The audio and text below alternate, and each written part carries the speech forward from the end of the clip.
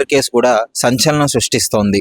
తన కన్న కూతురిని ఒక యువకుడు వేధిస్తున్నాడని చెప్పేసి గత కొద్ది రోజులుగా వాళ్ళు ఓపిక పడుతూనే ఉన్నారు. కానీ ఒకరోజు సడన్ గా తన ఇంటికి వచ్చాడని చెప్పేసి తండ్రి ఇంకో ఇద్దరు స్నేహితులతో కలిసి దాడి చేయడం వల్ల అతడు బలి కావడం జరిగింది.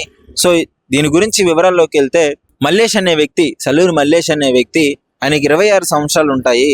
గత కొద్ది రోజులుగా కిషన్ రావుపేటలో నివసిస్తున్న ఒక మహిళని ఆ ప్రేమ పేరుతో వేధించడం జరుగుతుంది. వెంట పడుతున్నాడు, నన్ను ప్రేమించు అని చెప్పేసి ఆమెని బ్లాక్మెయిల్ చేయడము, ఈ విధంగా అడ్డుకొని బలవంత పెట్టడము చేస్తున్నాడు. తండ్రికి కొద్ది రోజుల నుంచి ఆమె చెప్తూనే ఉంది. ఒక రోజు బరి తెగించి ఇంట్లోకి వచ్చాడు. ఏ ధైర్యంతో వచ్చాడో తెలియదు. ఇంటిలోకి వచ్చి రాగానే వెంటనే ఆమె సమాచారం వాళ్ళ తండ్రికి అందించింది.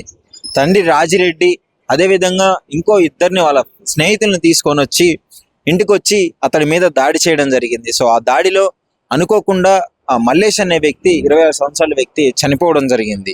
సో చనిపోయిన తర్వాత ఆ పోలీస్ వాళ్ళు ఇన్వెస్టిగేషన్ చేశారు.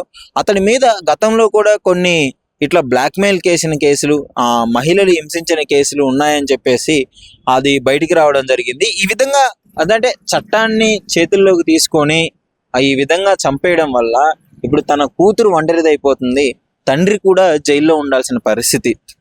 తన కూతురు పరిస్థితి ఇప్పుడు